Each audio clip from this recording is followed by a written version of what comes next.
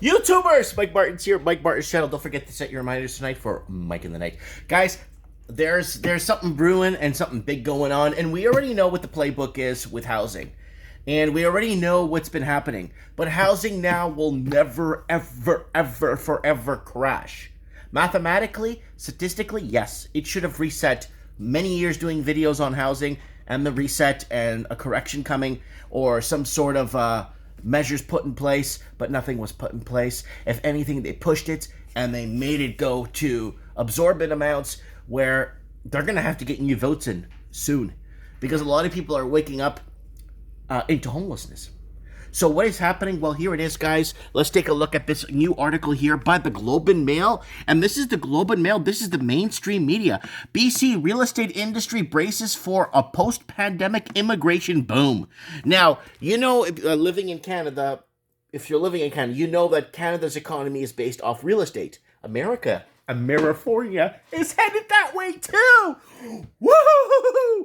Because Australia, New Zealand, the United Kingdom, and Canada have been competing for wealthy investors. Now, the people that live here, we just print money. We don't need you. We don't need the locals living in Canada. Or I was born and raised here and educated. We don't need you too. So here it is, guys. So this is what's happening right now. My son's laughing at me. My son's helping me today in the store. It's Saturday. Okay, BC real estate braces for post-pandemic immigration. Boom! Boom!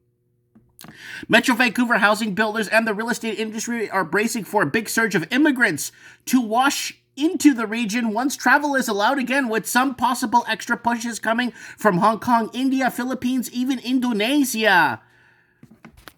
Not Portuguese. We couldn't run an ad that said no Portuguese, but no Portuguese. And the new wave is likely to include a significant proportion of relatively well-off middle-class people with assets to bring to Canada that will give the home buying power when they get here. A lot would be immigrants are pre-planning.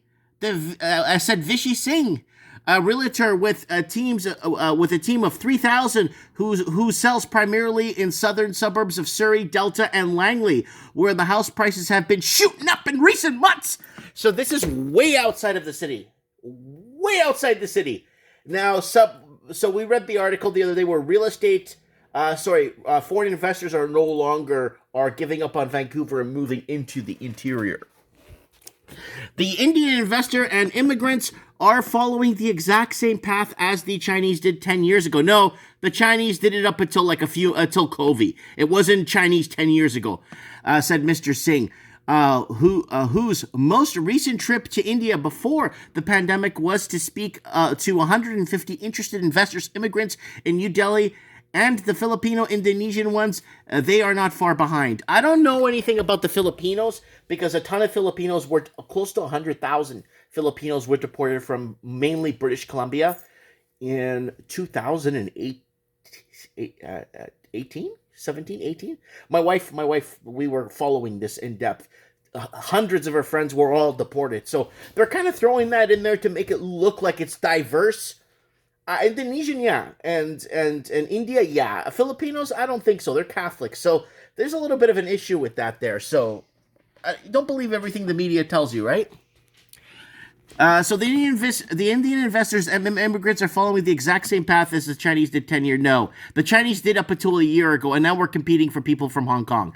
And said Mr. Singh, whose most recent trip to India before the pandemic was to speak to. Okay, we got that. So. He and many others say the increase of numbers of those new middle-class immigrants combined with pent-up demand for those prevented from moving to the new country because of the pandemic restrictions, along with Canada's aggressive new federal targets for immigration, will produce even more pressure on local housing. So housing will never go down. Canada's plan and playbook is this. We should have seen a correction. And after the 2010 Olympics, when everyone was selling, after the 2010 Olympics, the market was going to crash. It never crashed. 2014, we were supposed to see a massive correction because a lot of people were leaving the major cities in 2014. We never saw anything. And 2016, we were supposed to see something with the foreign buyers tax. We never saw anything. And 2019 with COVID. Was it 2019 or 2020? Or whatever, 2019, 2020 with COVID, with people, nobody working and nobody bringing in money. We should have saw a correction. We should have saw a correction in housing, but we never did.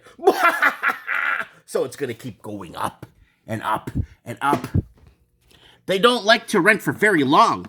They'll pool resources to buy. That's correct, right there. They pool resources to buy, said Michael Ferreira, whose Vancouver-based company Urban Analytics tracks new building and forecasts real estate trends. Mr. Ferreira said that while builders are starting to roll out new projects this spring for what they expect to be an increase in demand over the next couple of years, it's unclear whether city governments are equally prepared. So there it is. Is anybody telling the municipal planning departments what's happening? He wondered, because their projections can't be based on historic growth rates. Nothing is tied to anything anymore. Your wages, you could make $200,000-300,000 a year. So what? Although the federal government has increased immigration for the next 3 years, upping them from previous goal slightly more than 1 million 2020 to 2022 to 1.23 million 2021 and 2023. Although Canada admitted only 185,000 immigrants last year during the pandemic, slowed down compared to 340 in 2019. This is not true, because Canada was bringing in 500,000 through the back door. They were bringing in 500,000. Well, where's this? What is this article? Canada was bringing in 500,000 Chinese per year. So I kind of wanted to throw that. I think they took down the article, the main one I kept reading. Although Canada, so that's not true. So here it is. In the past 3 years, BC typically saw 60,000 new immigrants. That's a lie right there. The former has been rocked by protests, especially by younger people, over China's increasing control of democratic processes and civil rights, starting with that was called the Umbrella Movement in 2014. We covered that here on the channel. But you know what? Unfortunately, it's gotten nowhere. A lot of those families have moved out of the big cities and moved into smaller towns. But the smaller towns are not getting bought up. Watch out, baby! Politics was the immediate factor for the accelerate. The move back to Vancouver, said Miss Liu, was who works in human resources. Among her friends, I know some. Now, human resources, that's a good job. Among her friends, I know some already moved back to Canada because of the Umbrella Movement. Same to Toronto, especially last year because of the protests. So this just goes on and on and on. So there it is, guys. It's just going to be economic takeover. We are in an economic takeover right now, because when the city of Vancouver is actually throwing this out, city of Vancouver now defines $3,702 as rent as affordable housing. And this is like for real. This is not a joke. This is what the affordable housing is. But people in other countries, they probably make $10,000 a month there. Woohoo! We tax to death, and people make on average maybe $3,000 take home a month, but that's the average wage, high average wage earner, right? Not the minimum wage or low wage earners, and that barely covers your rent. So it's getting very interesting here in Canada. I'm very interested to see what's going to happen with that. So let's take a look at here. So this is from 2 weeks ago. Bank of Canada governor says Canada will lean on real estate because we need the growth. So they're going to bring in, obviously, more people to keep the growth going. And Canada would be in a recession without money laundering. So we shut down the money laundering investigation from 2011 to 2015 because we found $200 billion laundered through Canadian real estate. But guess what? If me or you did it, we'd be sharing a jail cell with our cellmate Bruno. We would be in jail if we laundered $50. We'd be made an example of to the people. So that investigation went out the window, and there it is. Canada needs more Chinese, says foreign minister. I run an ad that said no Portuguese, but no Portuguese. So what I meant earlier about no Portuguese is I'm a Portuguese, and they deported tens of thousands of Portuguese in 2006, 7, and 8. 41,000 families on record, and a total of about 109,000 Portuguese Portuguese Canadians that were born in Canada, and a lot of them were deported back to Portugal, and they couldn't even pack a bag. And now it's kind of interesting how the immigration standards work in Canada, and that's why Europeans are moving back, because Canada no longer has the standards of living it did back in the 70s, 80s, and 90s. And that's why a lot of Europeans are saying, yeah, it's better I go back and die with nothing and be warm than be here and die alone in the freezing cold and die with nothing, with debt. So let's look back at the channel. So we've been talking about this for 5, 6, 7 years. These videos go back very many years. Vancouver housing illusion, fact or fiction. Vancouver housing mass protest. That's the umbrella thing, I think. I think that's what it was. 15% on foreign buyers tax that I mentioned earlier. They brought that on foreign buyers, but what that did was actually screwed up the Seattle market. Now they're blaming the tech workers in Seattle for the uprising prices, and there's like 6 tech workers to a 1-bedroom. So it's the foreign investors that went there after Vancouver put on the floor, and Toronto got shafted too because of the Vancouver foreign buyers tax. So Canada's banks favor foreign money and foreign investors. This is all from 5, 6, 7, 8 years ago. Vancouver, London housing bubble. Vancouver housing crisis. Look at that. 2016. Vancouver housing crisis. Watch this. Investors fleeing Toronto to Seattle. Look at that. Vancouver, Sydney, Australia. Brain drain from 5 years ago. Housing prices skyrocket all over the world. Get out of Vancouver. Housing is ruined. And I got out of Vancouver. I'm still in Vancouver here, but I actually left the city. People forced into homelessness, and this is what's happening in Canada. And we've been covering it here for many years. Look at this.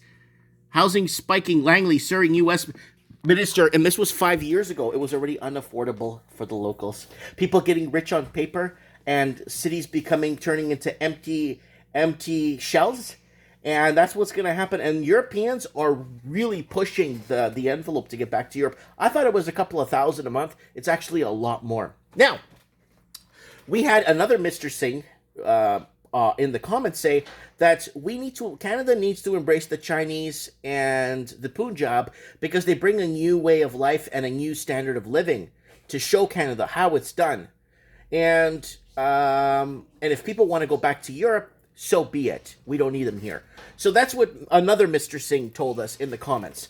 So I kind of wanted to throw that out there. Is there a way of life I'm not seeing, or a standard of living that I'm just completely blinded to, that is better for us here in Canada, that I'm just completely out of the loop for? Anyways, let me know in the comments below. Housing will never go down again. Amerifornia's coming for you guys. Amerifornia! And you guys, hey, you know what?